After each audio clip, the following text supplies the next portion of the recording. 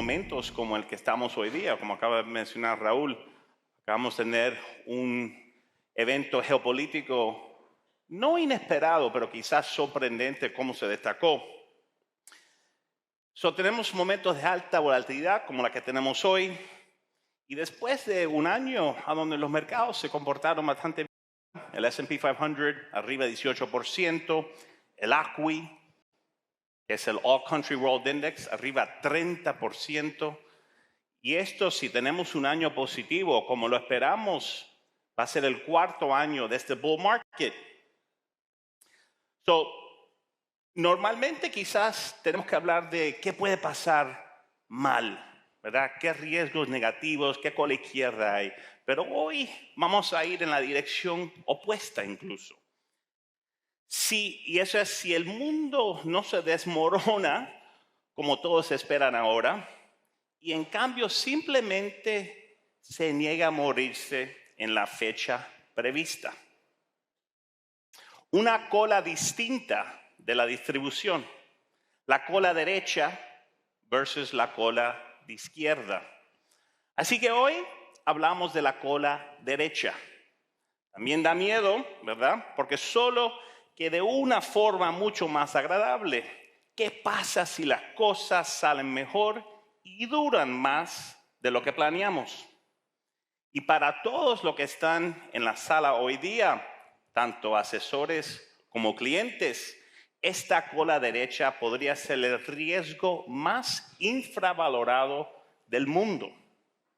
Porque el mayor error financiero en un mundo de longevidad no es perder 10% en un mal año, es construir un plan de vida que funciona perfectamente bien siempre y cuando no vivas demasiado. Esta es la promesa de los próximos 25 o 30 minutos. Voy a mostrarles por qué la longevidad ya no es una historia demográfica de fondo, es un impulsor de primer orden para los portafolios. Voy a enmarcar la perspectiva del mercado para el 2026, final de ciclo, no recesión, bastante positiva, sin endulzar los riesgos. Y luego les daré una forma práctica de invertir para vidas más largas, sin convertir su portafolio en un proyecto científico de biotecnología. Empecemos entonces con una afirmación bastante simple. Durante décadas, la gestión patrimonial se organizó alrededor de una vida de 80 años y 3 etapas: educación, trabajo y jubilación. Pero en el 2026 y en adelante, ese marco es cada vez más obsoleto. Nuestra tesis central para el Outlook de este año es lo siguiente: la gestión patrimonial debe evolucionar de patrimonio neto a años netos. La cantidad de años saludables y financiados que un balance familiar puede sostener. El patrimonio neto no es una foto. Es una foto, pero los años netos son una pista de despegue. Porque la verdadera medida de prosperidad no es solo lo que tienes al jubilarte, es si ese balance puede financiar tu vida a tu jubilación, no durante 20 años, sino 30 o 35 años. Prometí que esto no sería muy matemático, así que déjenme darles una ecuación más fácil que la que normalmente presento. Aquí tienen la ecuación de wealth equation. La riqueza equivale al dinero por el tiempo, por salud. Obviamente el dinero importa, pero si el tiempo sube y la salud sube, entonces el interés compuesto y el diseño duradero del portafolio importan más de lo que la mayoría está preparada para reconocer hoy día. Y eso nos lleva a una verdad muy incómoda. Hemos pasado un siglo diseñando vidas más largas. Hemos pasado muy poco tiempo diseñando balances para esas vidas.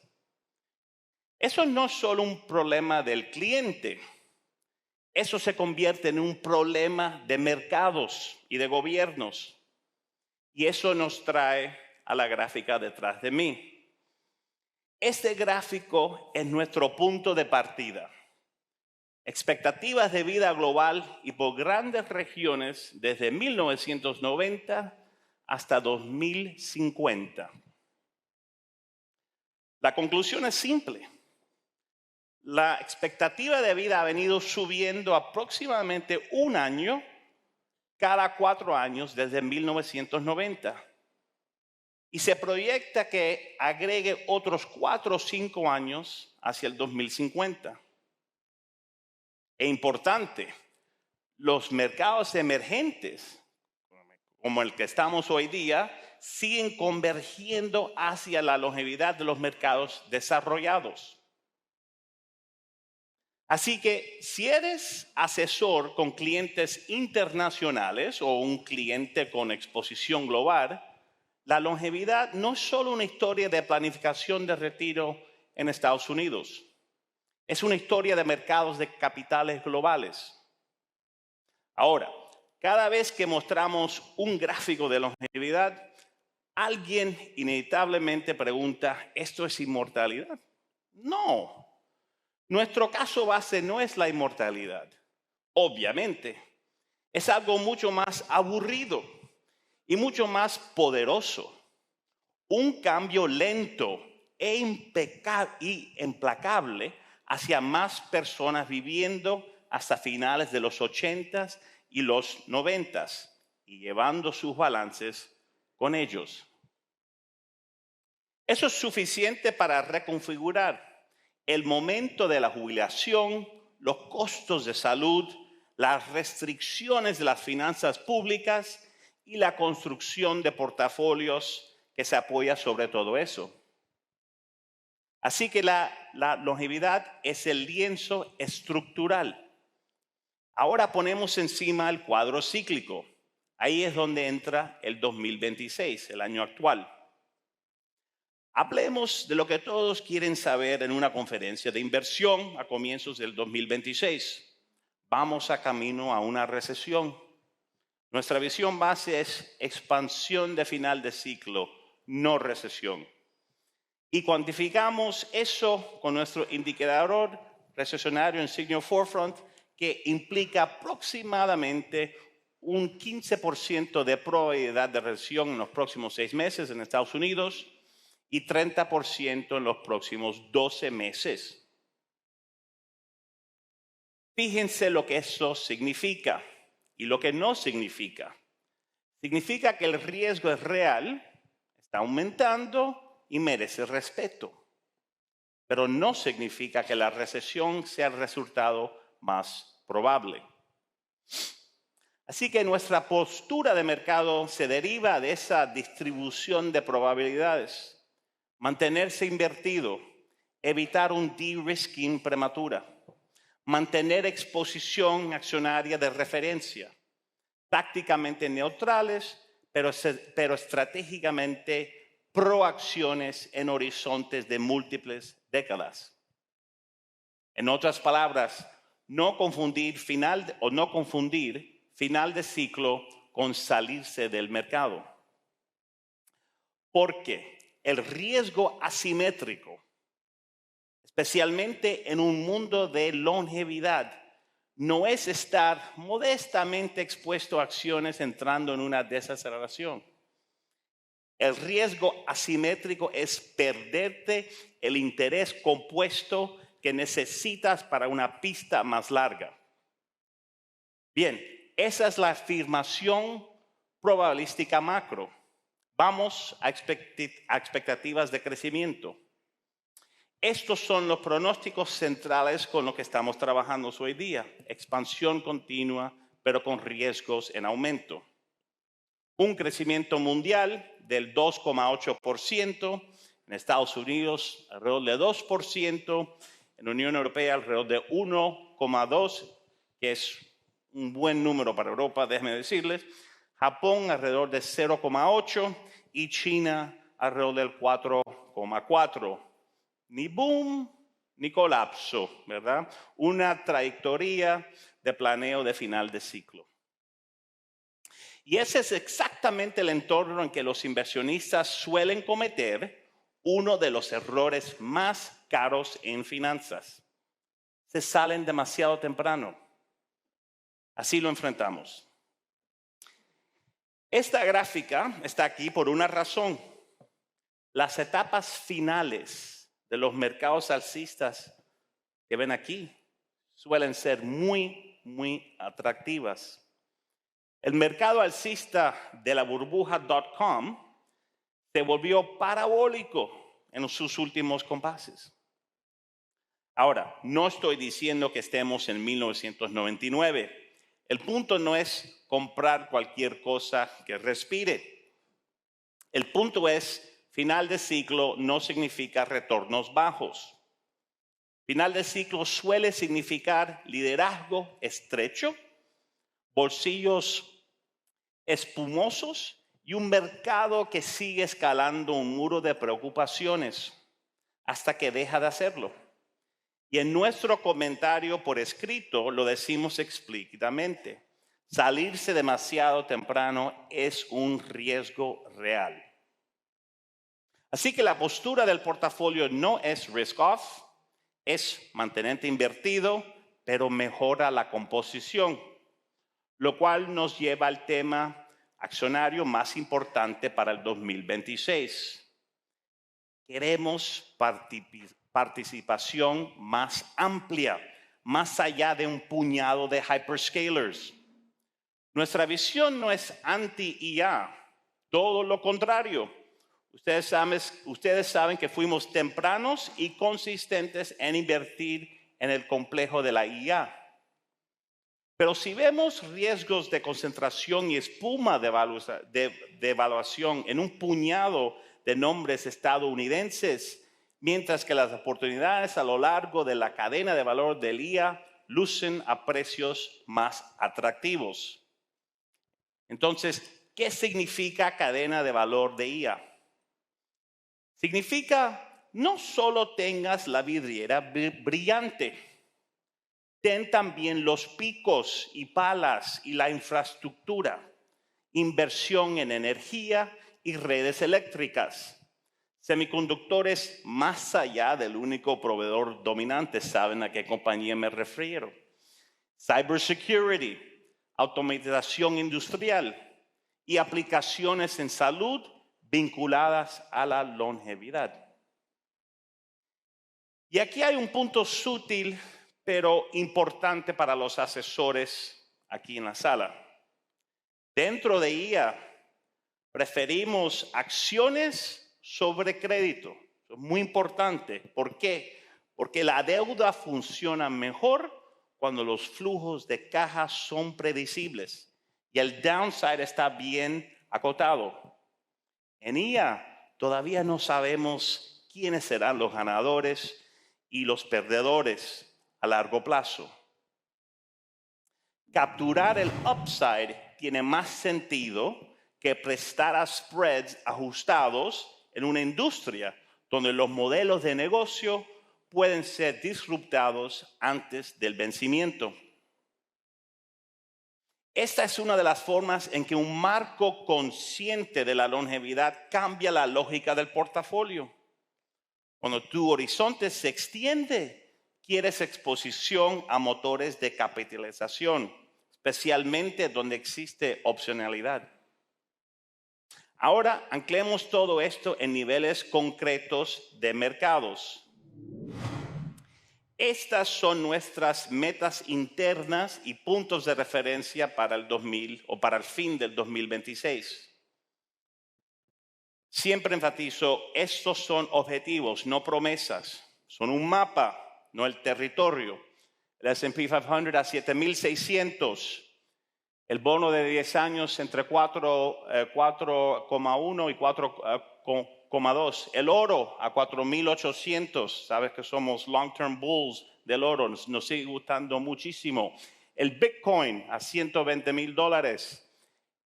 El petróleo de Brent a 50. Y esto fue antes de que sacaron a Maduro. Ese número sigue para abajo.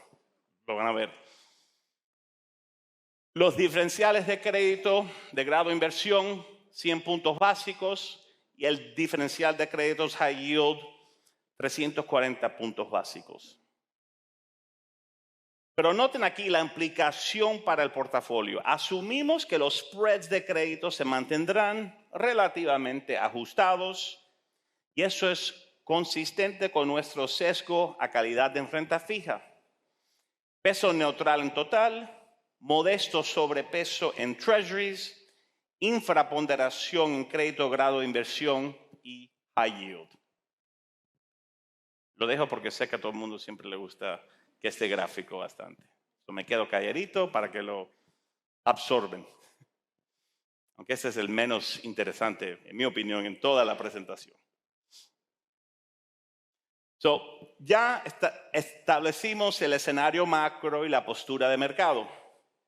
Volvemos a la longevidad, porque la longevidad es la fuerza que cambia lo que crecimiento incluso significa. Esta gráfica aquí muestra cuán ampliamente la IA ya se está difundiendo en los campos médicos. Radiología e imagen liderando, pero con penetración significativa en cardiología, hematología, neurología, cirugía y más. Pero como pueden ver, muy poca penetración todavía.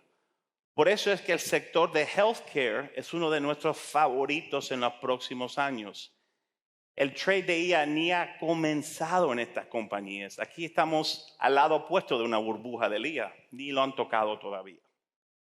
Estas compañías no reflejan las eficiencias y las ganancias de productividad que tenemos en ese espacio, ¿verdad? Esto también importa porque conecta los dos grandes motores de la próxima década. Tecnología de productividad y extensión de la salud funcional, ¿verdad? El health span, como decimos en inglés. Y respalda también una afirmación clave de nuestro outlook.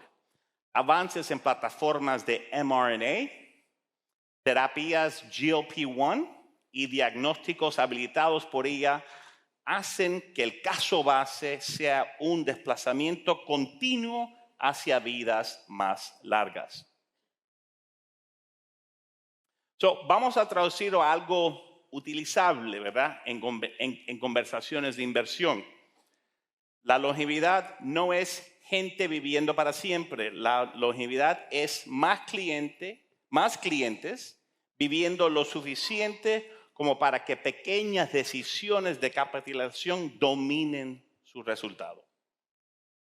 Y para los clientes en la sala, también es un recordatorio de que el futuro puede involucrar más inyecciones y algoritmos que dieta y ejercicio solamente. Ahora, todo regalo trae un trade-off. Vidas más largas cambian la economía y cambian al Estado, lo cual nos lleva a las pensiones. Este gráfico muestra el gasto en pensiones como porcentaje del PIB, grandes discrepancias entre países de la OCDE. La razón por la que está en un deck de portafolio es simple. Tasas de fertilidad en descenso, más expectativas de vida más largas, no es una ecuación sana para las finanzas públicas. A medida que el gasto asociado a la edad aumenta, los gobiernos enfrentan presiones de financiamiento, lo que puede empujar al alza las tasas reales a lo largo del tiempo. Y aquí es donde el macro de longevidad se vuelve macro relevante. Más años financiados por sistemas públicos, pensiones de reparto tensionadas y potencialmente un mayor costo de capital de equilibrio. Por eso tratamos la longevidad no solo como un tema sectorial, sino como un tema de asignación estratégica de activos. Entonces, ¿cómo invertimos realmente para esto? Aterricemos con el marco práctico. Esta gráfica es el remate del portafolio.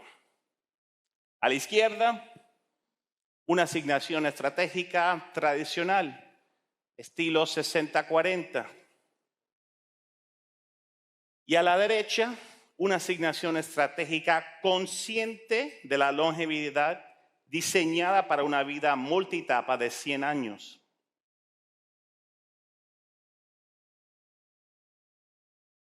Los grandes movimientos son más acciones globales, activos reales explícitos, inmobiliarios, infraestructura, un sleeve dedicado a longevidad, ¿verdad? Salud, age tech, y una porción dedicada a soluciones de ingreso por vida, ¿verdad? Rentas vitalicias, estructuras tipo tontina, con menos efectivo como el default estratégico. Esa parte es clave. Esto se mapea directamente a las 5 prescripciones que resumimos en el Outlook escrito que salió, que fue publicado ayer. Primero, probablemente necesitas más crecimiento de lo que tienes hoy día. Número 2, asigna explícitamente a la economía de la longevidad. Número 3, cubre el riesgo de longevidad con soluciones de ingreso por vida. Número 4, rebalancea el uso del tiempo, no solo los activos. Y 5, inclínate hacia sistemas y países resilientes. Traduciendo al lenguaje listo para asesores, ¿verdad? La primera prescripción sería más crecimiento por más tiempo. Con horizontes largos, el efectivo y los activos de corta duración pueden ser lujos caros. Como dicen nuestras notas, el efectivo no es rey, puede ser un detractor muy costoso. La segunda prescripción sería un sleeve dedicado a la longevidad. Salud, prevención, tecnología de salud funcional, vivienda senior y inmobiliario de cuidado de largo plazo e inversiones privadas especializadas en servicios de salud. La tercera prescripción, cubrir el riesgo de la longevidad. O sea, transformar el patrimonio acumulado en flujos de ingreso duraderos mediante soluciones de ingreso vitalicio, rentas vitalicias y estructuras similares, porque el riesgo no es solo la volatilidad del mercado, es sobrevivir a tu plan. La cuarta prescripción, rebalancear el uso del tiempo, no solo los activos. Esa es la idea de la vida multietapa. Pivotes de carrera, sabáticos, reentrenamiento. Los horizontes pasan de 20 años a 40 o 60. Y mi frase favorita es que si el 80 es el nuevo 60, entonces un bono a 30 años es básicamente renta fija de mediana edad. Y la quinta prescripción, inclinarse hacia sistemas resilientes. Preferir compañías y países con infraestructura sólida de salud pública, cadenas de suministros resilientes al envejecimiento y tecnologías como telemedicina y automatización del cuidado. Ese es el marco. Ahora quiero cerrar con un experimento mental. Porque el verdadero trabajo en esta sala sucede en conversación, no en gráficos. Aquí va un mini experimento mental. Si tú o tus clientes viven hasta los 100 años en salud razonablemente buena, ¿qué lamentarían más no haber tenido? No haber estudiado, no haber construido. Porque nuestro trabajo ya no es solo maximizar el patrimonio neto a los 65, es maximizar años saludables y financiados para personas que puedan vivir hasta los 95, los 100 años. En una charla de longevidad, la pregunta es, ¿qué pasa si todo dura más de lo que planeamos? Por suerte, tenemos el lujo de más tiempo para acertar con el portafolio. Muchas gracias.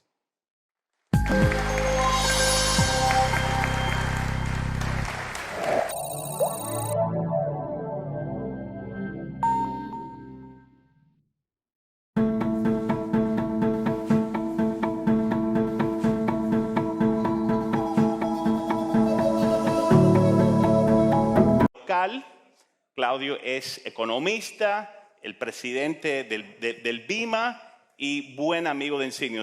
Aquí presento. Muchas gracias. Gracias por la presentación.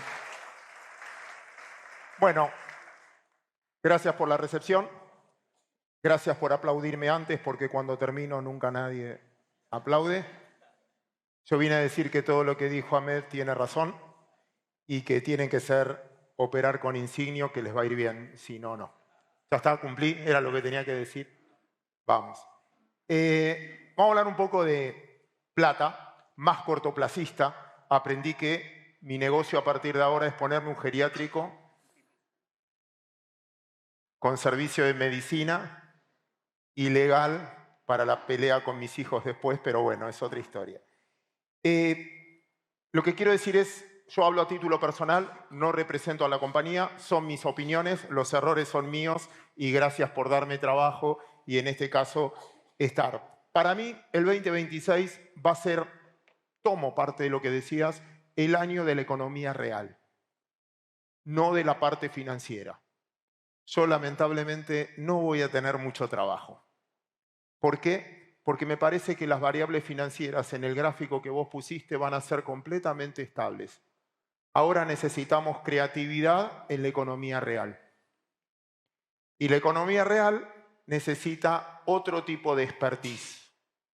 Yo vengo de un país, Argentina, donde las finanzas, o sea, el taxista te hablaba de finanzas. Te subías a un taxi y el taxista te decía qué onda los pasivos remunerados del Banco Central. Ahora ya no. ¿Cómo hago para ganar plata? En una variable sin mucha volatilidad al respecto de lo que creo. ¿Qué es economía real? Desde mi punto de vista, ahora va a ser completamente selectivo. Quien tenía el poder hasta hace un año atrás era aquel que tenía el producto, el que tenía la oferta. Había 5 o 6 bancos AAA, operás conmigo y te pongo un cupo para operar conmigo, si no juntás esta plata no te abro las puertas. ¿No? ¿Pasaba? Que tenías que tener cierto nivel, si no, no te atiendo. Yo siempre me pongo, perdón que voy a poner a Argentina de ejemplo, pero yo tengo 40 años de mercado de capitales y nunca pude entender lo que hice. Hace un año compré un auto, 2 años, lo pagué adelantado porque no había entrega. No cerrabas precio, el precio era al día que te lo entregaban y ni siquiera elegías color. ¿Qué hice? Me saqué la plata de encima. Quien tenía el poder era el dueño del producto. ¿Estamos de acuerdo? Ahora el que tiene el poder es el consumidor. Ustedes con un doble clic operan conmigo o operan con otro. Ahora elijo yo qué voy a ver. Elijo yo qué voy a comprar. Vamos a tener que trabajar en la economía real cómo nos movemos con la desintermediación. Hoy todos tenemos acceso a la información todo el tiempo. Y desde ese punto de vista creo que viene un cambio. El que va a ganar plata, lo voy a decir más en criollo, es el que entiende lo que piensa el cliente. Sobre todo lo que piensan las distintas generaciones. Ahora me tengo que poner en la piel de una persona, si querés, Ahmed, que tiene 80 años, que piensa muy distinto a una persona que sí llegaba a los 80 años cuando nosotros empezamos con finanzas. Tengo que entender cuáles son sus preocupaciones desde el lado financiero. Y un joven, como la mayoría de todos ustedes, hoy piensa distinto. No es lo que yo quiero que piense. Y ahí creo que voy a atar la presentación a Ahmed en algún par de cambios que creo. El primer punto que quiero plantear, este es un mapa de mundo hoy de acuerdo a la conflictividad.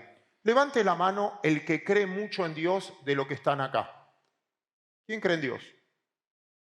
Los que creemos en Dios, preguntémosle hoy a la noche, ¿por qué hizo a los países con mucha seguridad jurídica sin recursos naturales? Y a los países que tenemos muchos recursos naturales, flojito de papeles.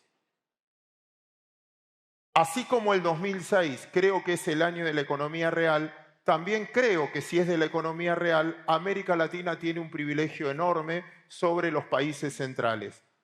Somos países con problemas de seguridad jurídica, eso nos hace más volátiles y un poco más atractivo para buscar un rendimiento mayor a largo plazo. Pero por otro lado, yo siento muy personalmente que al menos mi país, Argentina era esto, o América Latina era esto, y el mundo era esto. ¿Y qué hizo el último tiempo el mundo? Esto. No me digan que Estados Unidos es mucho más predecible que la Argentina ahora. ¿Alguien está preocupado por las formas de Milei? Levante la mano el que está preocupado por las formas de Milei. Porque las formas de Trump son hermosas. ¿No? El mundo hizo esto. Y hoy América Latina no es tan distinta. ¿Qué país del mundo no tiene problemas políticos? Francia, España. No es por lo bueno, es porque el primer mundo entendió que tampoco está por los cambios, si quieren, y ahí creo que América Latina ofrece una rentabilidad mucho mayor sin un escenario mucho más conflictivo que el resto del mundo. No convencí a nadie todavía. Vamos, sigo. Cambio demográfico. Te lo planteo de otra manera. Perdón, nosotros hablamos de fútbol mucho. Selección de Francia cuando Argentina salió campeona del mundo en 1986. Ustedes no habían nacido, Argentina salió campeón del mundo, acá Maradona hizo el mejor gol de la historia de los mundiales. Esta era la mejor selección, la de Francia, que quedó eliminada por penales con Alemania o con Brasil, no me acuerdo. Esta es la selección de Francia cuando Argentina salió campeón del mundo en el 2022, con Tobillino y Tapia en la cabeza. ¿Notan algún cambio? ¿Calentamiento global? Cambio geopolítico. Cambio geopolítico que cambió la cultura de los países. ¿Por qué? No tienen hijos. Al no tener hijos, extender la edad de todos nosotros y no tener hijos, lo suplo con la inmigración. Pero ¿cuál es el cambio que quiero tocar desde el lado de las finanzas? Todos los países están fundidos. No pueden sostener su sistema jubilatorio creado en promedio en 1935, cuando la gente tenía una expectativa de vida de 60 a 65 años. No hablábamos de 100 años como horizonte y sin jóvenes para recaudar. Primer planteo, todos los países están fundidos. Solo 5 países tienen superávit fiscal en el mundo. Solo 5. Uno por ahora es Argentina. El resto tiene un déficit fiscal enorme. ¿Y todos nosotros en qué ahorramos? Primer planteo, prefiero deuda de una empresa privada o de un Estado que en algún punto va a tener un problema de cómo, o social, cómo hago socialmente, qué es lo que le está pasando a todos los países, cómo hace Francia para no cambiar su jubilación. Con una, repito, inmigración que cambia su cultura. Nassim Taleb, uno de los mejores traders que dio el mundo, operaba con insignio. No, mentira, eso lo agregué yo para quedar bien. Nassim Taleb tiene una frase buenísima, es el autor del Cisne Negro. Piensen ustedes que Francia conquistó África para vender sus croissants y terminaron ellos comiendo cuscús. El cambio cultural latinoamericanizó, podríamos decir, el resto del mundo. Y desde ese punto de vista también me quiero plantear ese cambio demográfico. Acá siempre cuento una historia, perdón si alguien ya me la escuchó. ¿Alguien escuchó cantar a Piero alguna vez? ¿Cuál es la canción más linda de Piero? Mi viejo. ¿Quién se anima a cantarla un segundo? ¿Te animás a cantarla? ¿Te animás? ¿Cómo era? Es un buen tipo, mi viejo, que camina lerdo como perdonando el tiempo. No sé si quieren, la cantamos todos juntos.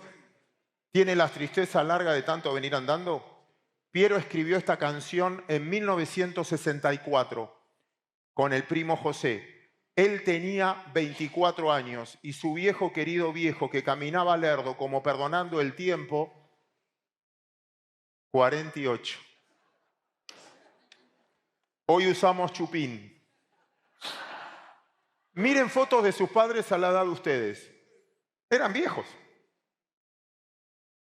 Ahora estamos hablando cómo agregar 20 años más al portafolio. Ese cambio geopolítico cambia, repito, la reacción nuestra con las finanzas. Segundo punto. ¿Quién gobierna el mundo hoy? ¿Compone o impone? Impone. No me importa juzgar, no es mi trabajo. Me dedico a la actividad financiera. Mi trabajo es interpretar el proceso decisorio del que toma decisiones. ¿Cuál es nuestro trabajo? Interpretar lo que quiere el cliente. Entonces yo tengo que pensar no en lo que yo haría en su lugar, sino lo que él es capaz de sostener a través del tiempo. ¿Qué piensa hoy este tipo? Miré todos los videos y los seguí hace 40 años, hice lo mismo. En lo personal, no importa si estoy de acuerdo o no.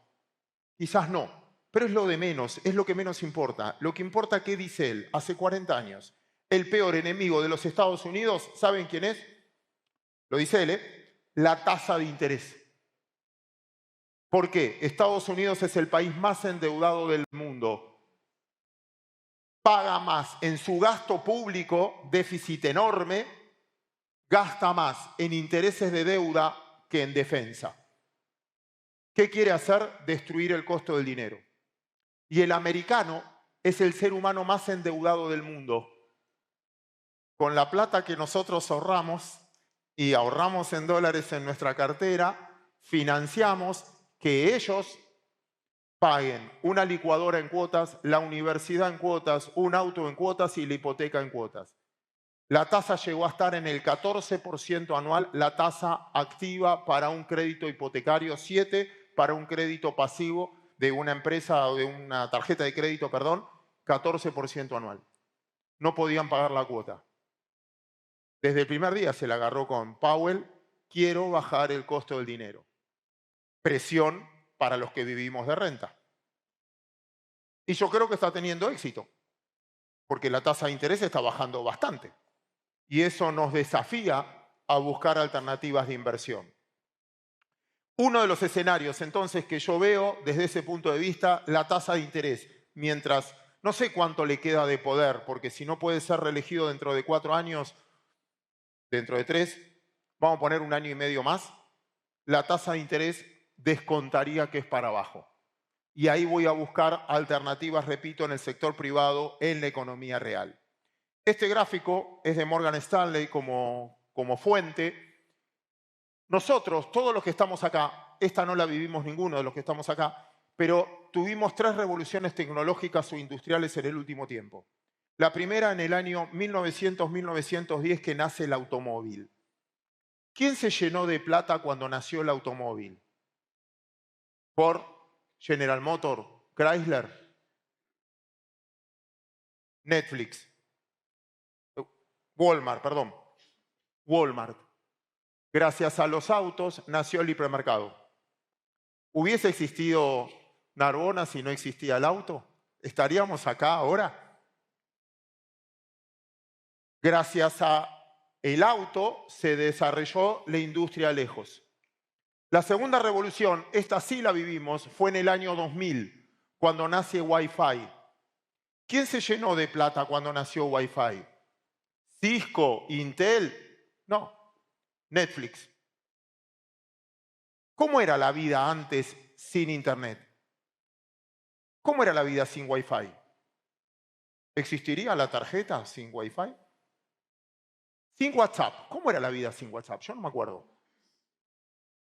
Tenías que arreglar un partido de tenis con tus amigos. ¿Qué era? Llamabas de a uno, uno te decía que sí, entonces el otro que sí también. Uy, tengo que cancelar a uno, saco cancha, ir a buscar a los chicos. La vida sin Google Maps, no sé. Bueno, quien se llenó de plata, repito, son esas compañías. Google, Microsoft, todas las que Wi-Fi potenció, Netflix. Inteligencia artificial. ¿Cuál va a ser la Netflix y la Walmart?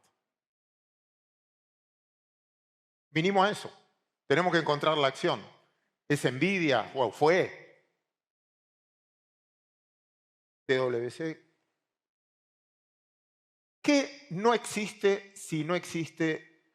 ¿Qué la inteligencia artificial no existiría si no existe un insumo básico? ¿Cuál es? Energía. Sin energía, de hecho Microsoft un día se cayó porque le compró los chips a Nvidia y no tenía la energía para impulsarlos.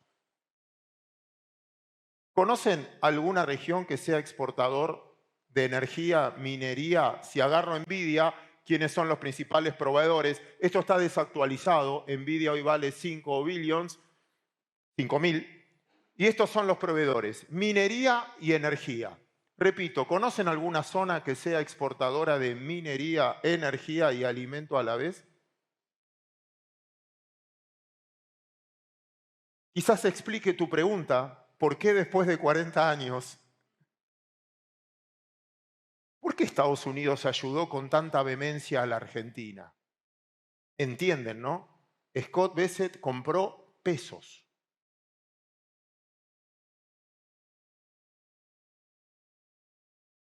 Raro.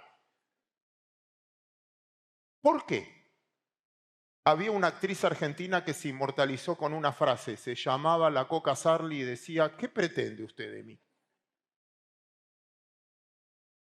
¿Qué arreglaron con Daisy Rodríguez estos días?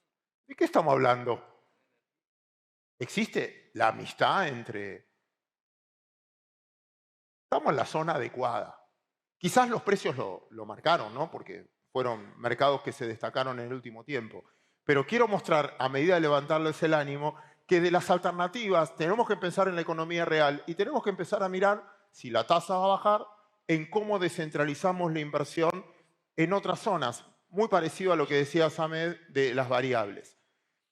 Inteligencia artificial. No voy a dar yo una charla de eso porque no sé mucho de lo que estudio, de lo que veo, de lo que tengo que saber de lo que es mi trabajo hoy.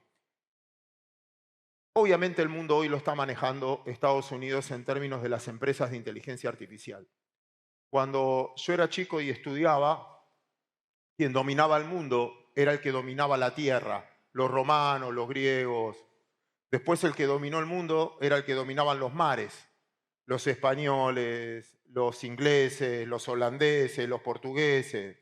Hoy el que domina la nube en ese caso.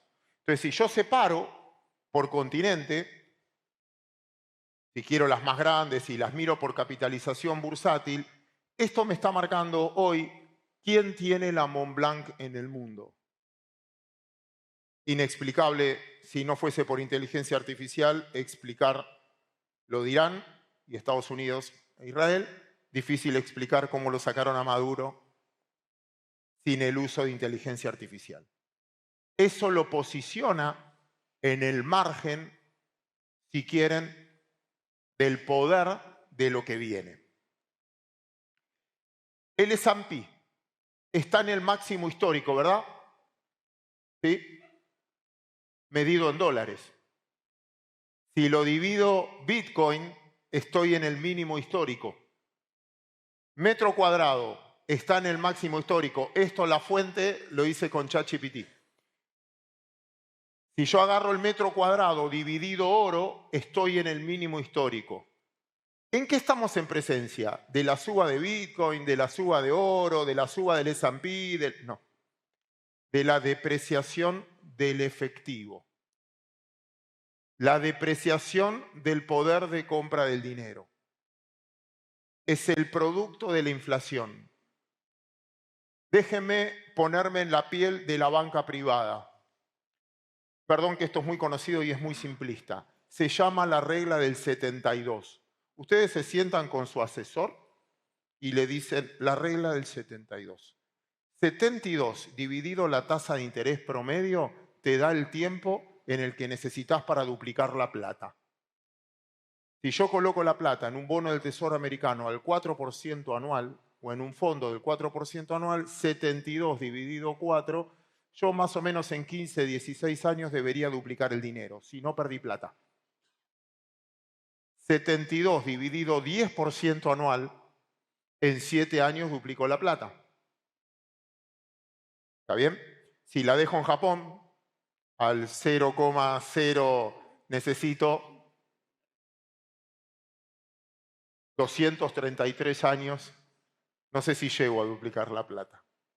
Pero miremoslo al revés. Por inflación.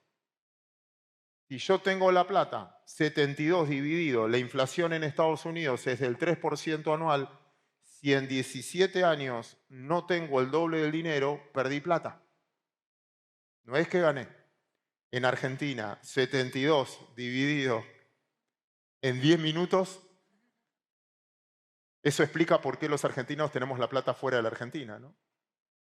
El profe de Pablo tenía una frase espectacular. Decía, ¿por qué los argentinos ahorramos fuera de la Argentina? Porque cuando está fuera, es tuya. Está tu nombre y es tuya. Cuando está en Argentina, es nuestra. Todos podemos opinar en ese contexto. Pero al punto que voy es la depreciación de la moneda. Ahora tenemos otro desafío. La inflación, ¿marca nuestra verdadera inflación?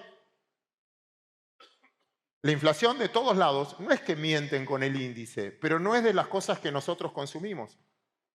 Grave problema tiene la juventud hoy para acceder a un metro cuadrado, porque el valor del metro cuadrado subió muy por encima del número de inflación. Entonces, por más que mi salario ajuste por inflación, mi salario disponible está bajando de acuerdo a las cosas que yo necesito, porque las cosas que yo necesito varían más. Y eso lo planteo como desafío del lugar. Si miro las valorizaciones en Argentina o las empresas más valiosas en Argentina, las comparo con el resto de Latinoamérica, yo creo que Latinoamérica, dentro de lo regional, tenemos, hablando del corto plazo, no en el largo plazo, América Latina tiene un cambio interesante, que es la expectativa de cambio. Que a Argentina acá le resta un poco, porque la expectativa, si yo tengo un presidente muy pro mercado, realmente pro mercado, la expectativa de cambio juega al revés, porque ¿qué pasa si después no viene alguien pro mercado? Y lo pagamos nosotros en la previa a las elecciones a octubre, que de mayo a octubre se desplomó el mercado, no por quién estaban gobernando, sino por el riesgo que después venga alguien que no cree en la propiedad privada. Cuando la sociedad argentina convalidó en octubre, el mercado recuperó todo lo que había perdido en 3 días. El problema no es quién está gobernando, sino quién viene después. Yo como presidente de Vima fui a buscar plata a Estados Unidos allá por mayo y fracasé, me fue mal. Me fue mal por culpa mía, porque no estuve preparado para una pregunta. Yo conté el esquema argentino, por qué va a funcionar, muy optimista con lo barato que es, hasta que me preguntaron, todo muy lindo, ¿quién viene después? No sé, yo no hablo de política. ¿Y vos te crees que yo voy a poner plata en un lugar que después puede venir otro y cambiar? Pero vamos al revés ahora. Expectativas de cambio en Chile, cambió. En Bolivia, cambió. Colombia, expectativa de cambio. ¿Quién viene después? Lo que está allá lo conocemos. Venezuela. No nos hagamos fantasías con el petróleo. Necesitas muchos años de recursos humanos y de inversión para ser potable en serio. Pero levante la mano, ¿quién no se compraría un terrenito? Nada, para ver. Bueno, la expectativa de cambio en Brasil. Lo dejo como incógnita. Falta. Pero la expectativa de cambio te juega a favor. En Argentina nos jugó en contra porque ya lo que queríamos estaba desde el punto de vista de mercado.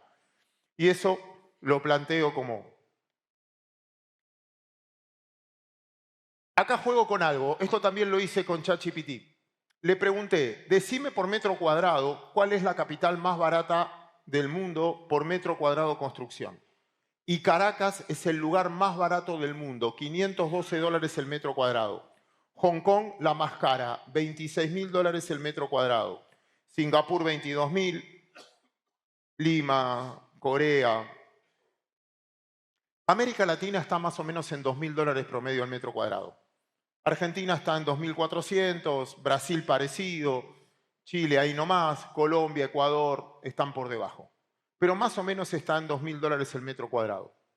Después le dije, pregunté, ¿cuánto, comparado el salario promedio, cuántas horas o meses de trabajo necesita un asalariado del lugar para comprarse un metro cuadrado? Caracas es la capital más cara del mundo, porque necesito 10 salarios para comprarme un metro cuadrado.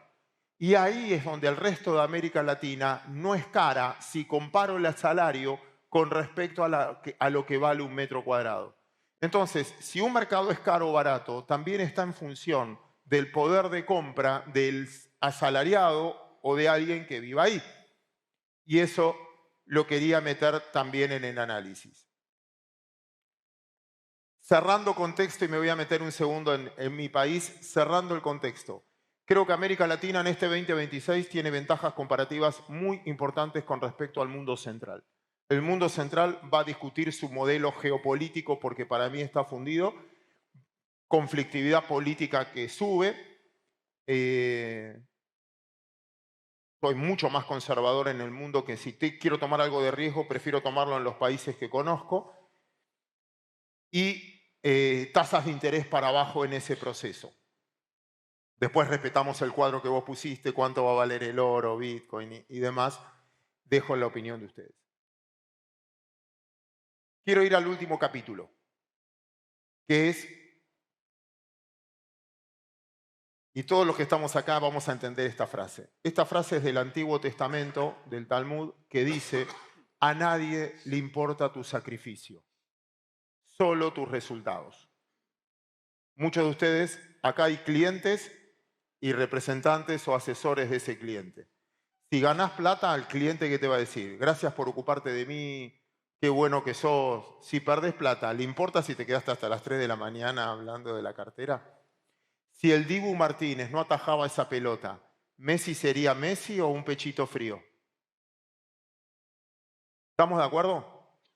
A nadie le importa tu sacrificio, solo tus resultados. Y tratando de anticipar en mi país, el presidente o el gobierno está completamente convencido que lo votaron para derrotar la inflación. Primer capítulo, ya terminó, derrotó la inflación. En parte sigue siendo muy alta con respecto a los países normales, pero derrotó la inflación. Para eso, 3 fases económicas. La primera, completamente terminada. Este trabajo es del Colo Borestein, es para que no haya inflación, un país no tiene que emitir. ¿Estamos de acuerdo o hace falta discutir esto a esta altura de la vida? Para no emitir, no tengo que tener déficit fiscal, porque emito para financiar el déficit fiscal. Para no tener déficit fiscal, tengo que bajar el gasto público. Es lo que hizo. Y este es el nivel de gasto público en Argentina. Destruyó el gasto público.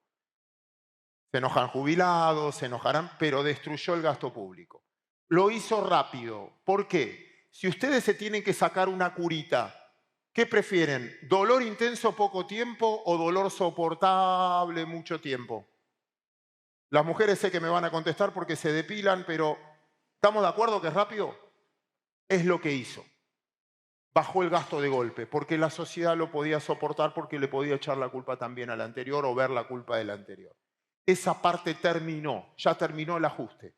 Ahora necesita que el país crezca para que el superávit se dé por crecimiento y no por baja de gasto público. Y para que un país crezca, necesita crecer el PBI. Esto es el déficit fiscal en Argentina, que ya lo tiene. Y para que crezca el PBI, necesariamente tiene que subir. El PBI es igual a consumo más gasto público, más exportaciones, menos importaciones, más inversiones. Exportaciones menos importaciones funciona bárbaro. Argentina tiene un gran superávit comercial. También el consumo lo tiene que reactivar vía crédito. Argentina bajando el riesgo país. Y por último, las inversiones. Para eso tiene que hacer la reforma estructural, reforma laboral y reforma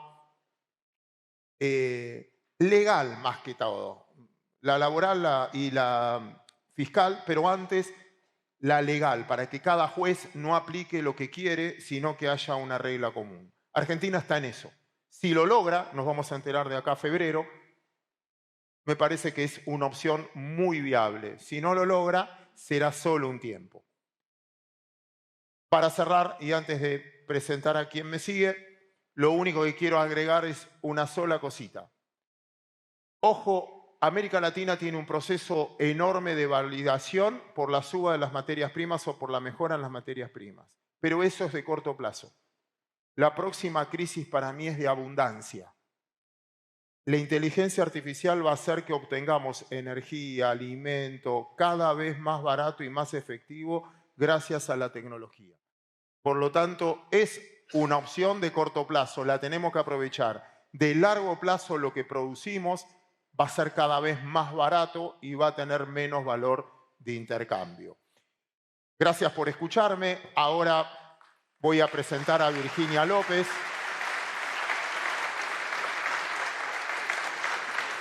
Gracias, Claudio. Te voy a llevar de la mano hasta allá. Para allá. Ustedes nos tienen que mirar a nosotros y no mirar para allá porque van a poner sillas y todo eso. Gracias, porque Claudio, vamos a pensar. por tu presentación, por tu humor, por entretenernos, no sé si explicarnos claramente tu opinión. ¿Sí? También, Ahmed, muy bueno tu presentación. Mi nombre es Virginia López, yo soy Product Capabilities Manager para Insignio, pero hoy tengo un rol muy divertido que es el de moderar un panel de lujo. Entre ellos está Claudio. Por favor, Claudio, toma asiento. También vamos a invitar a Marina Valentini. Ella es estratega global de mercados de JP Morgan en la parte de Asset Management. Marina es la responsable de hacer las famosas, muchos conocen las guías Guide to the Markets de JP Morgan. Bueno, ella es la responsable y vino exclusivamente de San Pablo para estar con nosotros el día de hoy. Así que gracias, Marina. Gracias. También vamos a darle la bienvenida a Gerardo Barbosa. Gerardo, adelante. Gerardo es actualmente profesor de gestión de portafolios y de inversiones alternativas en el Máster de Finanzas de la Universidad de Montevideo y profesor de renta fija en posgrado de inversiones también en la Universidad de Montevideo. Además, él es socio director de Accurate Partners, quienes son los que tienen la distribución para el Cono Sur de Janus Henderson. También vamos a invitar a, por supuesto, nuestro CIO, Chief Investment Officer, Ahmed Riesgo, que tome asiento. Les voy a explicar cómo es la dinámica actual. Hay un código QR en el que tienen que escanear y enviarnos las preguntas que tengan y las voy a estar recibiendo por WhatsApp, porque las presentaciones son súper interesantes, pero seguro tenemos muchas preguntas. Y a medida que vayan hablando también surgirán otras preguntas. Así que tanto para los que están siguiéndonos en streaming ahora en vivo, como para los que están presentes, ya los invito a escanear, ¿sí? Pero para empezar, antes que vaya recibiendo estas preguntas, voy a empezar contigo, Ahmed. Te quiero preguntar sobre Venezuela. Contanos qué para implica. empezar suave. Sí, suave. Imagino que es una pregunta que todos tenemos aquí y queremos que desarrolles, por favor. Sí, bueno, primero gracias Virginia y gracias, un placer estar aquí con todos ustedes. Venezuela, nosotros le decimos a nuestros asesores y clientes hace un par de meses que iba a haber un cambio de régimen en Venezuela. Eso era, no creo que muy difícil pronosticarlo. Ahora, la forma que se destacó, obviamente una sorpresa, fue un estilo Rambo, 1980s Hollywood movie, ¿verdad? Una película de Hollywood como by the way, un quick aside aquí, las fuerzas militares y el hardware militar que tanto China y Rusia le han dado a muchos países, Irán y Venezuela, no es muy buena. Y se están dando cuenta otros países que es un nivel y una calidad mucho por debajo de las fuerzas militares estadounidenses. Porque obviamente lo que pasó en Venezuela no solamente es parte vamos a decir, el hardware superior militar de Estados Unidos, pero también la inteligencia y la penetración que tenía el gobierno americano dentro del país. Pero esto para mí es muy fácil porque estamos en una Segunda Guerra Fría. Esto ya se sabe ya hace muchos años. Incluso si quieren una analogía histórica, piensen en los años 1890, los 1900, el tiempo de Teddy Roosevelt. Eso es el Trump corollary al Monroe Doctrine, ¿verdad? Teddy Roosevelt le dijo a los gobiernos y los países europeos que América Latina estaban fuera del ámbito de los países europeos, y eso es lo que está haciendo Estados Unidos, ¿verdad? Vamos a decirlo como es. Ahora, el por qué, obviamente porque hay una fragmentación geopolítica en el mundo, poder relativo de Estados Unidos ha caído, el poder absoluto de Estados Unidos obviamente no ha caído, incluso ha subido, pero el poder relativo de Estados Unidos ha caído, se está enfocando más en lo que puede, que es el hemisferio occidental. Ya no puede preocuparse de todo el mundo, necesita asegurarse metales, minerías, energía, y es un proceso de national security, ¿verdad? El enfoque de Latinoamérica no tiene nada que ver con Trump. Hubiera salido Harris o Trump o antes, no importa. Eso es un giro que venía por fuerzas mucho más grandes de quién es el presidente actual o no. Para mí es un momento muy importante para Latinoamérica, y creo que la región se va a beneficiar mucho económicamente. Los países, el PIB, vamos a ver si la gente se beneficia. Es otro asunto, son más cuestiones domésticas. Pero en términos de Venezuela podemos esperar muchas más interpretaciones como la que hemos visto, la vamos a ver. Cuba yo creo que es próximo al caer, y estás viendo situaciones en Irán y en otros países del mundo. Para el petróleo, creo que coincido con todo el mundo aquí que Venezuela hoy día produce un poco menos de 1 millón de barriles al día.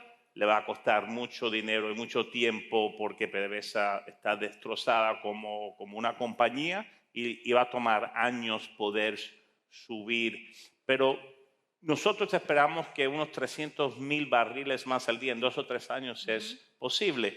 Pero como vieron en mi pronóstico del petróleo, el mundo, lo que más que tiene el mundo hoy día es petróleo. El mundo está oversupplied de petróleo. Más petróleo en el mundo es buenísimo para todo el mundo, es buenísimo para la inflación, es buenísimo para el consumidor, pero si tienes petróleo como inversión, creo que vas a tener un momento muy difícil, años muy difícil. Si lo quieres como un hedge, puede ser buen momento en algunos momentos, pero de forma estructural lo veo bastante feo para el precio del petróleo, que es positivo para las economías y positivo para muchos países, ¿verdad?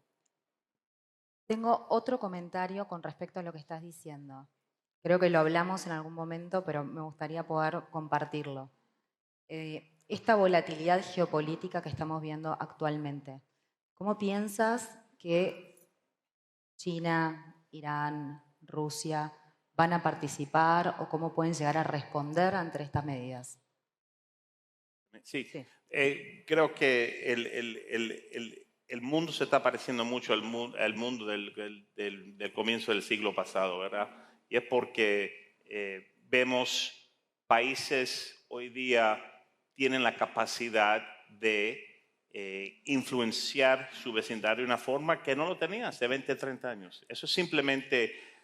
La gente piensa en que el mundo que existía antes es porque Estados Unidos era un país benigno. No, es porque era el preponderante poder mundial. Nadie podía hacer nada sin que Estados Unidos diga sí o no. Ese no es el caso.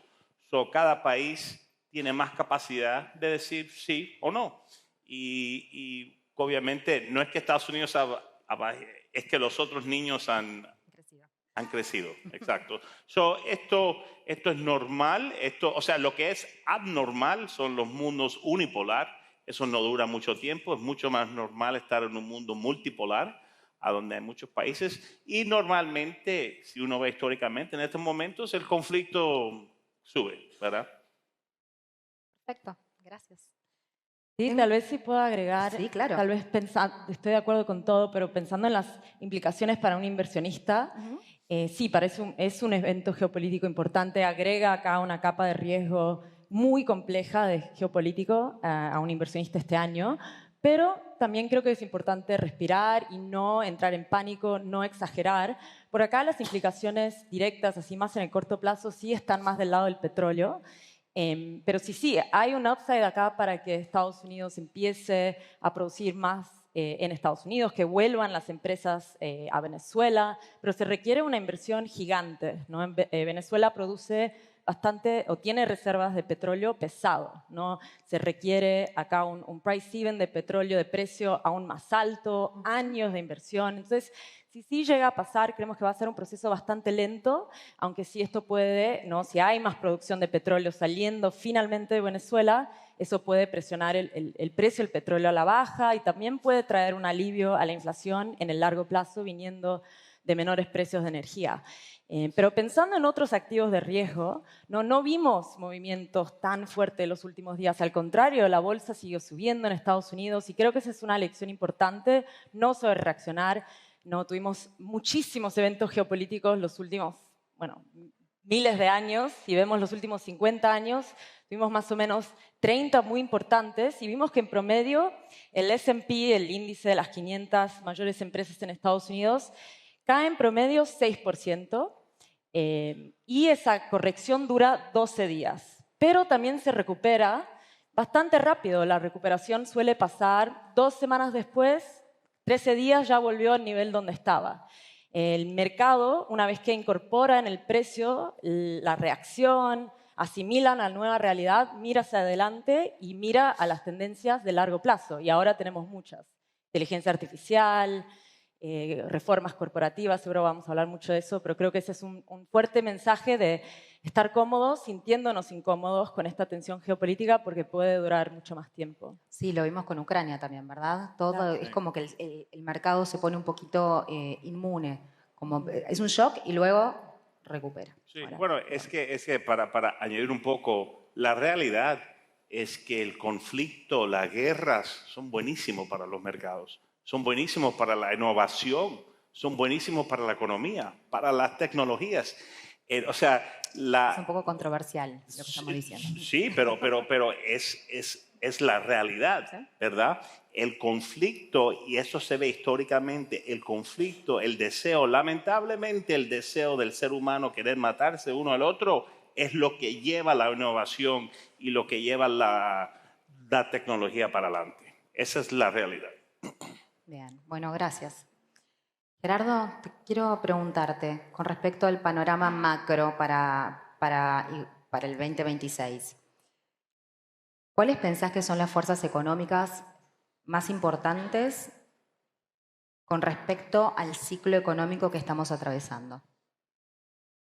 Yo creo que, como explicaba Ahmed hoy, coincido, si uno quisiera describir o definir el contexto económico actual, claramente es de fin de ciclo, pero muy resiliente en términos de crecimiento económico. Por eso el escenario base sigue siendo que no vamos camino a una recesión. Es un contexto económico volátil, con incertidumbre, pero caracterizado por crecimiento moderado y gradual. Entonces, creo que eso es muy importante porque va a explicar, entre otras cosas, por qué el consenso es bastante constructivo para acciones, por ejemplo, para activos de riesgo.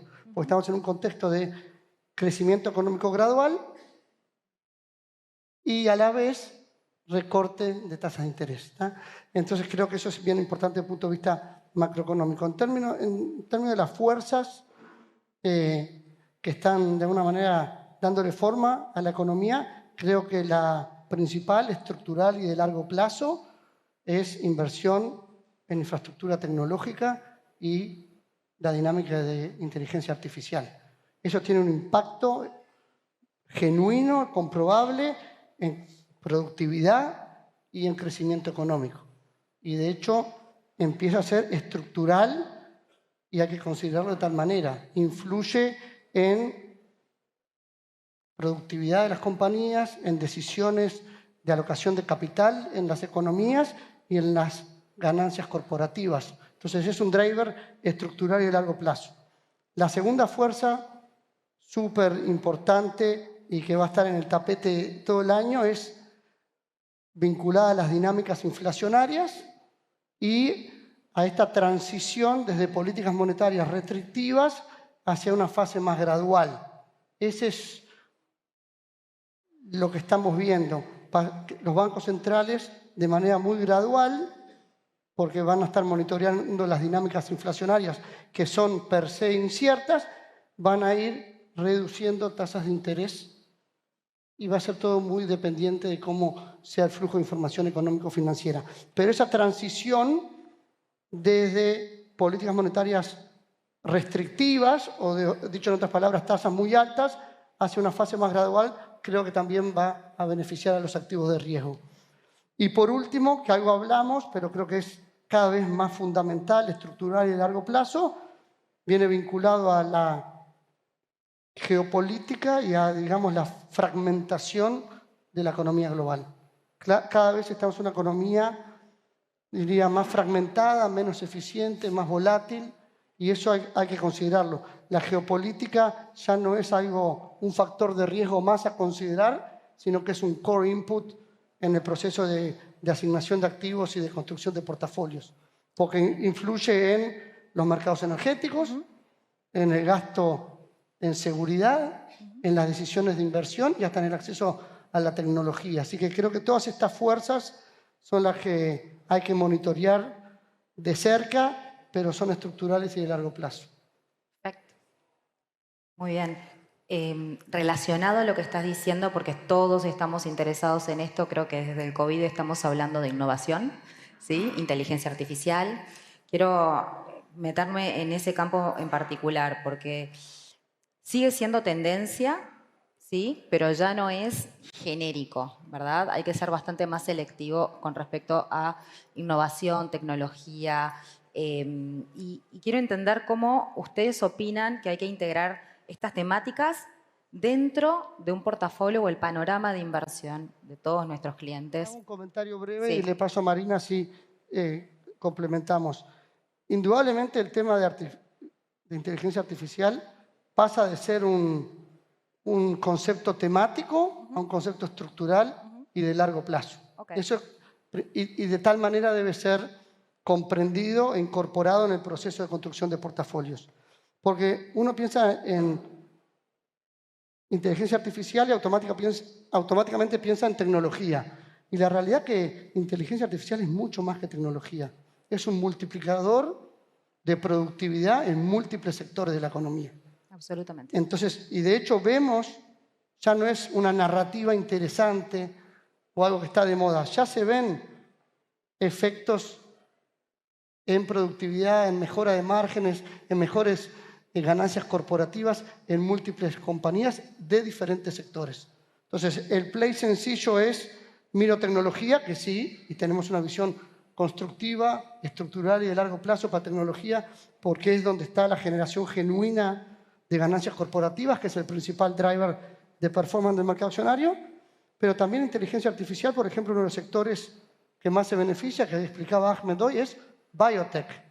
Biotecnología, un subsector del mundo de salud, es de los más beneficiados por todo lo que es AI. Entonces, de nuevo, hay que tener una visión holística de la perspectiva de construcción de portafolios para ver el impacto de AI. Sí, de acuerdo. De hecho, cuando hicimos nuestro Outlook de este año, la foto de la portada era un robot de esos nuevos de Tesla que están haciendo, no solo de Tesla, un robot, podría ser otro robot cualquiera, pero cargando en sus espaldas la economía de Estados Unidos, los mercados. Realmente esta temática de inteligencia artificial no se trata solo de Nvidia o de las 7 magníficas, está realmente respaldando muchas partes de la economía real. De hecho, cuando vimos los datos del PIB de la primera mitad del año pasado, gran parte, la mitad, vino de inversión de empresas haciendo CAPEX en inteligencia artificial. Entonces, mucho depende que esta temática sea exitosa y por el momento creemos que sí, está siendo muy exitosa y va a seguir siendo una fuerte temática en los próximos 5 o 10 años. Pero está cambiando, ¿no? Y si pensamos hace 3 años, cuando se lanzó ChatGPT, todos muy emocionados, Nvidia, las 7 magníficas, todas subían casi en escalonadas a retornos muy cercanos y muy altos. En 2023, estas 7 empresas, ¿no? Apple, Microsoft, Nvidia, Tesla, las más grandes tecnológicas, entregaron retornos del 76%. En 2024 se disminuyó un poco ese entusiasmo, pero aún así retornos de 40%. El año pasado estas 7 empresas tuvieron un retorno de 23% y ya contribuyeron menos al retorno de todo el índice. Porque ahora el mercado está diciendo, bueno, ya pasó esa primera fase de desarrollo de infraestructuras y de chips y de computación en la nube. No se trata solo de eso. Ahora estamos pasando a la próxima fase, que es adopción de inteligencia artificial, ¿no? Y no se trata solo de tecnológicas. Hay bancos que manejan muchísimos datos y necesitan aplicar la inteligencia artificial para mejorar sus procesos. En el sector de salud, igual, no solo innovación, pero también manejo de datos. Hay muchas aplicaciones y estamos pasando hacia esa fase. Y la buena noticia es que para un inversionista eso abre la puerta a mucho más que solo las 7 magníficas. De hecho, es una fuerte tesis que tenemos este año, ¿no? de la ampliación de retornos más allá de solo tech, ¿no? Pensando en financieros, en salud, en el sector de industriales y sobre todo en empresas de servicios públicos, ¿no? Que proveen electricidad, empresas que, por ejemplo, refrían los centros de datos. Es hora de pensar en esa segunda vertiente y energía, estoy de acuerdo que es, ¿no? un sector que se beneficia muchísimo. Además de eso, también hay que acordarse que las empresas se están quedando privadas por mucho más tiempo. Ahora la edad promedia para hacer IPO en Estados Unidos es de 14 años. En los años 90 era 7 años. Ahora las empresas quieren volverse gigantes, quieren esperar ese valuation de $1 billón antes de hacer IPO o entrar al mercado. Y eso quiere decir que muchas de estas oportunidades en inteligencia artificial, en tech, están en el mercado privado, están en empresas que no cotizan en bolsa. Ni les tengo que decir, OpenAI, monstruo acá de la inteligencia artificial, es una empresa privada, ¿no? Hay muchas otras más. Entonces, hace falta incorporar alternativos, fondos, por ejemplo, de private equity, obviamente con un gestor que hace ese análisis bueno, pero pensar, digamos, más allá de solo acciones de Estados Unidos, otras formas de capturarlo en el mercado privado también. Perfecto. Buenísimo, gracias. Tengo otra pregunta con respecto, que me está llegando ahora, con respecto a la asignación de activos, ¿sí?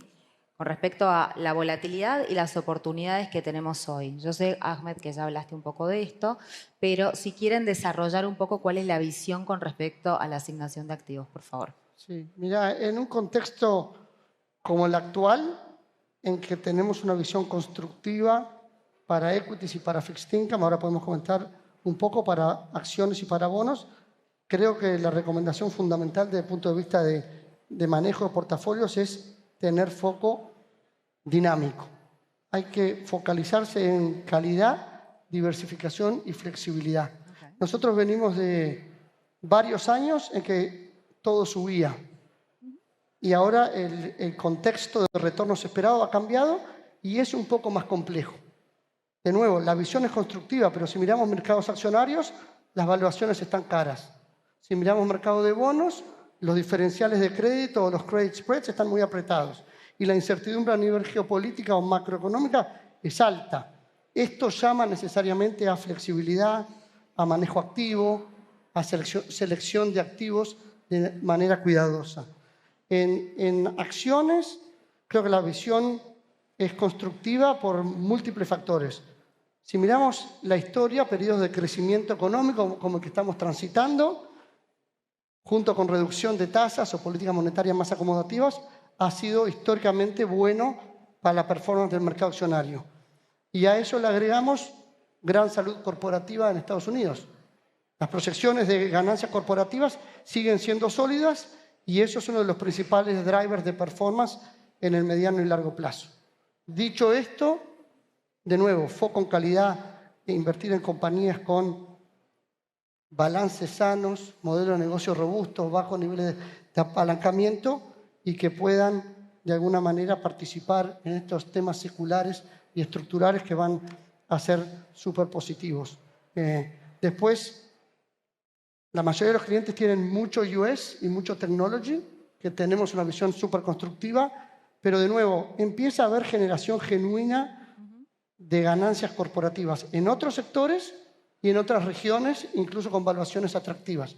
Entonces, de nuevo, US y technology fundamental en los portafolios, pero puede hacer sentido algo de diversificación por estas razones. Y en renta fija, a los clientes de la región les gusta tanto, creo que es un contexto súper atractivo. Primero porque los rendimientos están altos y hay una gran correlación entre rendimientos y retornos futuros. Entonces, podríamos decir, en otras palabras, que los retornos esperados para renta fija siguen siendo muy atractivos. Y a su vez, porque renta fija de calidad tiene esta característica súper importante de protección, de diversificación. Entonces, de nuevo, si bien el escenario base es positivo, crecimiento económico moderado, etc., siempre es bueno tener layers que protejan. ¿Ah?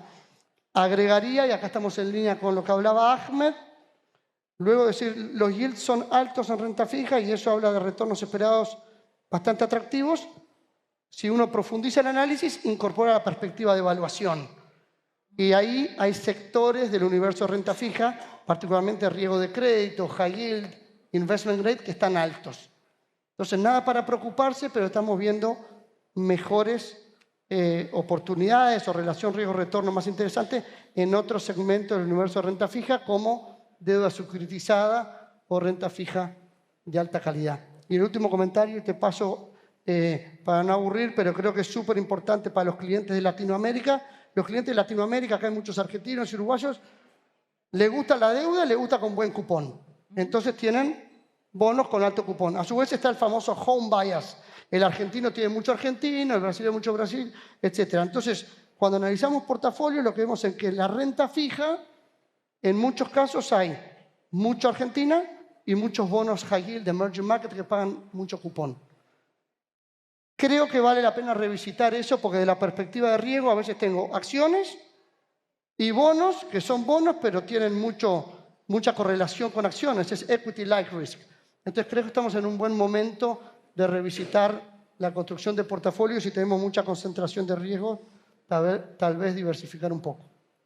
Perfecto. Perfecto, buenísimo. Sí, de nuestro lado creo que vale la pena resaltar ese punto que dijo Ahmed. O sea, fue un año increíble el año pasado para retornos, para inversionistas. No sé si vieron esa película Todo al mismo tiempo, Everything, Everywhere, All at Once. Si no, se las recomiendo mucho, pero fue más o menos así. Todos los activos, acciones, oro, renta fija, no menos el dólar, no hay una gran excepción, pero la mayoría de los activos tuvo buenos retornos el año pasado, ¿no? Y tuvo que ver con una economía de Estados Unidos y una economía global muy resiliente, ¿no? Tuvimos aranceles, tuvimos restricciones a la migración, incertidumbre política, aún así estamos viendo crecimiento en Estados Unidos arriba del promedio, probablemente otro año lo va a superar. Países asiáticos, LATAM, ¿no? Demostrando esta resiliencia. Tenemos un consumidor muy fuerte, más desigualdad, pero aún así sigue fuerte la foto. Y tenemos este motor muy fuerte de la inteligencia artificial. Entonces, si pensamos este año, estos factores siguen estando sobre la mesa. Entonces, seguimos creyendo que va a ser un año positivo para los activos de riesgo, principalmente para las acciones y para el crédito. Pero sí hay que pensar, este punto de las valuaciones es importante. Están más caros los mercados, subieron, ¿no? Tuvimos muchos mercados asiáticos también subiendo. Entonces, cuando tu punto de partida es más alto, hay que acostumbrarse con expectativas de retornos más moderadas, ¿no? Pero aún así, y más volatilidad, claro, también que tenemos mucha más tensión geopolítica. Pero aún así creemos que va a ser un año excelente. Todavía tenemos esta preferencia por activos de riesgo, por acciones y crédito. Y para una cartera, creo que hace sentido acá incorporar 3 elementos, y hablaste un poco del fútbol, así que entrando en esa misma onda, el ataque, ¿no? Muy importante, la defensa de tu cartera y tu equipo reserva, ¿no? Y bueno, tu ataque acá son las acciones, ¿no? Que sí son activos de mayor riesgo, pero dan ese mayor retorno. Ahí hay muchas oportunidades. Hablamos bastante de Estados Unidos, así que me voy a dedicar un poquito más al resto del mundo. Estados Unidos es de los mercados más caros y, de hecho, porque está más caro, fue uno de los mercados de acciones con menor rendimiento el año pasado. Del mejor fue Colombia, que había empezado el año más barato. Así que las valuaciones importan y el resto del mundo está más barato que Estados Unidos.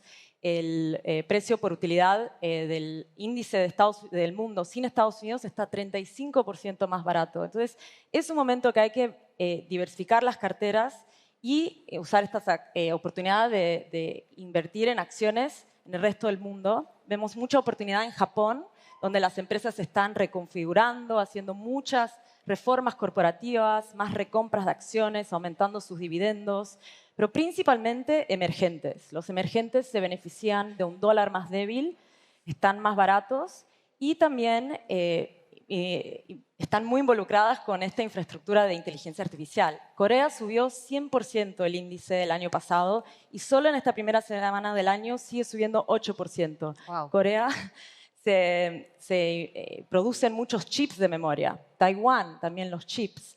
Creo que India es un mercado que estuvo rezagado el año pasado, pero ahora, tal vez con una mejor relación con Estados Unidos, poco a poco pueden volver los flujos a India. Entonces, mucho enfoque en emergentes de nuevo este año.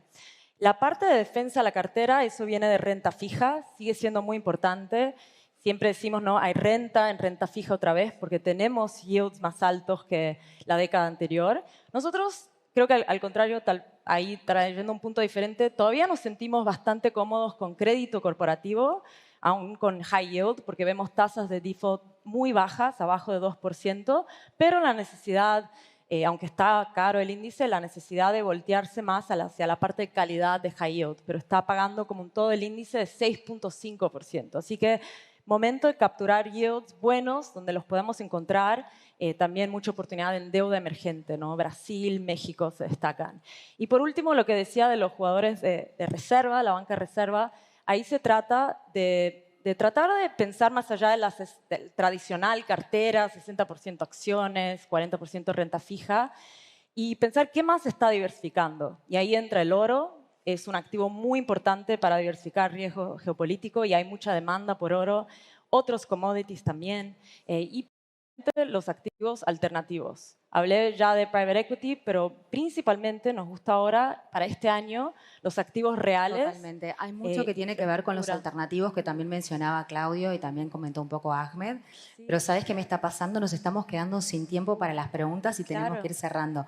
Todos pueden ver, tenemos muchos expertos a disposición para que nos ayuden a asesorarlos, sus asesores financieros siempre tienen estas herramientas a disposición, así que los invito a que todas las preguntas que puedan tener, que tengo varias que no hemos podido contestar, nos puedan seguir hablando con ellos ahora en el cóctel, a los que están presentes y a los que no están presentes y nos están siguiendo por streaming, los invitamos también a que nos lleguen las preguntas y en los próximos días se las estaremos contestando. Muchísimas gracias. Les quiero agradecer también a todos los que están en streaming, porque en streaming se estaría terminando la presentación. Los que están aquí, por favor, les pido un segundo de su tiempo más. Permanezcan sentados, que tenemos una presentación y unas noticias adicionales, ¿sí? Gracias nuevamente.